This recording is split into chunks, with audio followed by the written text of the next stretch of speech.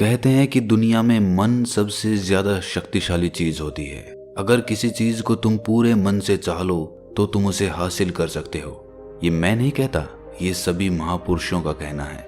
लेकिन अगर ये सत्य है, ये सच है, तो जो हम अपने मन से चाहते हैं वो हमें हासिल क्यों नहीं होता है। भाई, कोई भी इंसान अपने मन में दुख तो नहीं चाहेगा, लेकिन वो रहता तो दुखी है। हर इंसान अपने मन से तो कामयाब होना चाहता है, खूब पैसा कमाना चाहता है, लेकिन फिर भी वो कामयाब नहीं होता। भला ऐसा दुनिया में कौन इंसान होगा जो अपने मन में ये चाहेगा कि मैं नाकामयाब रहूं या मैं पैसा ना कमाऊं। सोचने की बात है। तो इसमें दो चीजें निकल के सामने आती हैं। या तो वो महापुरुष गलत थे जिन्होंने ये बात बोली कि मन से चाही हुई चीज हासिल हो जाती है, या फिर हम गलत हैं। आज की कहानी जो मैं आपको सुनाने वाला हूँ उसमें आपको एक ऐसा मंत्र मिलेगा।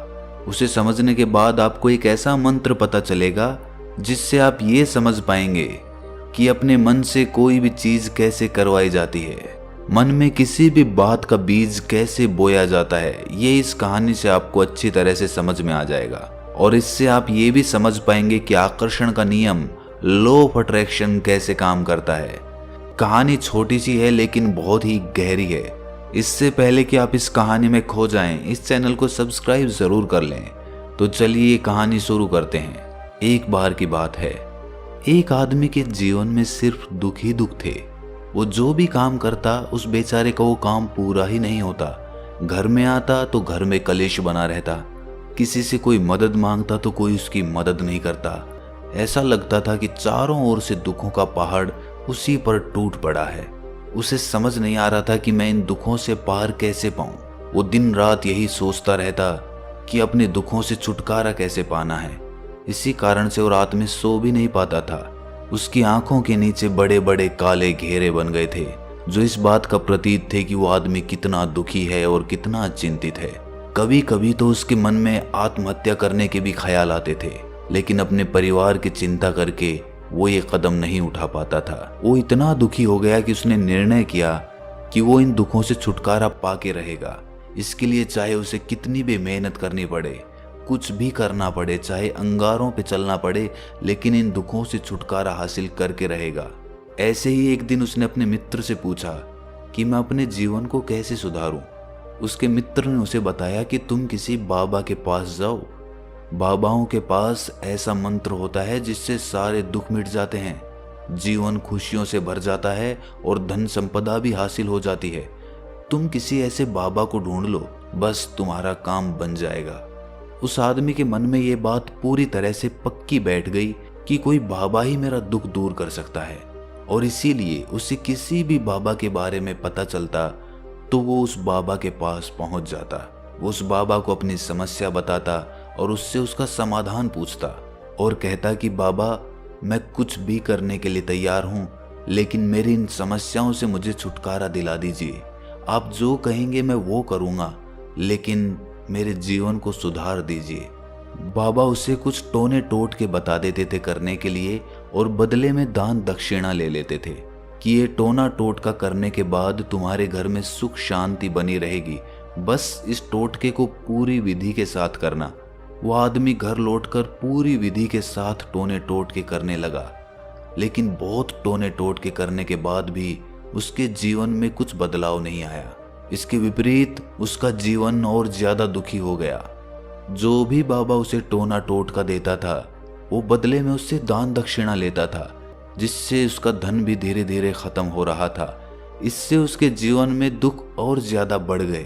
तब उसे लगा कि बाबाओं के पास जाने से तो मेरे जीवन में दुख कम होने की बजाय बढ़ते ही जा रहे हैं, तो मुझे क्या करना चाहिए? बाबाओं के पास जाऊं या ना जाऊं?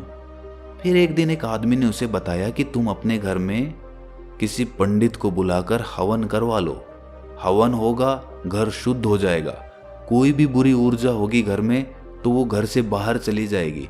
किसी पंडित को बुलाकर पूरे विधि विधानों से मंत्रोच्चारण कराओ और हवन कराओ, जिससे घर में सुख शांति आए। उस आदमी के मन में ये बात बैठ गई और उसने एक पंडित को अपने घर पर बुलाकर हवन करवा दिया। हवन अच्छी तरह से संपन्न हुआ। बदले में पंडित ने भी अच्छी दान दक्षिणा ली और उसके बाद वो वहां से विदा हो गया। लेकिन कुछ दिनों के बाद उस आदमी को महसूस हुआ कि उसके जीवन में अब भी कोई बदलाव नहीं आया है। अब वो आदमी पूरी तरह से दुखी हो गया और ज्यादा परेशान हो गया। अब तो उसे लगने लगा था कि मेरे जीवन में से दुख कभी खत्म ही नहीं होंगे। और यही सोच सोच कर उस आदमी का बुरा हाल हो गया था। फिर एक दिन उसे अपने मित्र से एक ऐसे बाबा के बारे में पता चला जो समाधान बताने के लिए कोई दान दक्षिणा नहीं लेता था। उस आदमी को लगा कि ये बाबा दूसरे बाबाओं की तरह नहीं हो सकता, क्योंकि ये दान दक्षिणा तो लेता ही नहीं, और अगर दान दक्षिणा नहीं लेता तो ये सच में कोई सिद्ध बाबा होगा। और यही सोचकर वो उस बाबा के पास पहुंच जाता है। जब वो आदमी वहां पर पहुंचता है तो वो बाबा ध्यान में बैठे हुए थे। ये देखकर वो आदमी वहीं पर चुपचाप बैठकर ध्यान से बाहर आने का उनका इंतजार करने लगा। थोड़ी देर बाद बाबा ने आंखें खोली तो सामने एक दुखी और परेशान युवक को बैठे देखा। वो उसकी आंखों के नीचे काले घेरे देखते ही समझ गया कि ये आदमी अपने जीवन से कितना परेशान है। उसे संबोधित करते हुए बाबा ने पूछा कि बच्चा, क्या चाहते हो? बाबा के पास क्या लेने आए हो? उस आदमी ने कहा कि बाबा, मैं अपने जीवन से बहुत परेशान हूं। मैंने इन दुखों को दूर करने के लिए बहुत सारे रास्ते अपनाए। हर वो तरकीब करके देखी जो किसी बाबा ने मुझे बताई, हर वो काम किया जो किसी भी इंसान ने मुझसे करने को कहा, लेकिन मेरे जीवन में दुखों में कोई कमी नहीं आई। बाबा, इसके विपरीत मेरे जीवन में दुखों में बढ़ोतरी हो गई। मुझे समझ नहीं आ रहा है कि मैं क्या करूं। कभी कभी तो मैं आत्महत्या करने की सोचता हूं, लेकिन अपने परिवार की सोचकर मैं ये कदम नहीं उठा पाता। मैंने आपके बारे में बहुत सुना है बाबा, और मैं बहुत उम्मीद के साथ आपके पास आया हूं। कृपया करके मुझे कोई ऐसा मार्ग बताएं जिससे मुझे अपने दुखों से छुटकारा मिल जाए। मैं अपने दुखों से छुटकारा पाने के लिए कुछ भी करने को तैयार हूं। आप मुझे कोई भी रास्ता बताएं, चाहे वो रास्ता कितना भी कठिन क्यों ना हो, मैं उसको पार करके रहूंगा। बाबा ने महसूस किया कि आदमी तो सच में बहुत परेशान है। बाबा ने उसकी बात सुनकर कहा कि बच्चा, दुखों को दूर करने के लिए मंत्र ऐसे ही नहीं मिलते। मंत्र पाने के लिए कुछ करना पड़ता है। तुम कुछ कर सकते हो? ये सुनकर पहले तो उस आदमी ने सोचा कि ये बाबा भी मुझसे दान दक्षिणा ही मांगेंगे, लेकिन और कोई रास्ता ना पाकर उस आदमी ने कहा कि बाबा, आपको जितनी भी दान दक्षिणा चाहिए मैं देने के लिए तैयार हूं, लेकिन आपका मंत्र सच्चा होना चाहिए, वो पूरा होना चाहिए, उसका फल मुझे मिलना चाहिए। उसके बाद मैं आपको जो भी दान दक्षिणा लेना चाहते हो वो दे दूंगा। बाबा ने कहा कि दान दक्षिणा तो बहुत छोटी सी चीज है, मुझे वो नहीं चाहिए। इस पर वो आदमी सोच विचार करके बोला, तो बाबा, मैं अंगारों पे भी चलने के लिए तैयार हूं, आप मुझे बस आज्ञा दीजिए।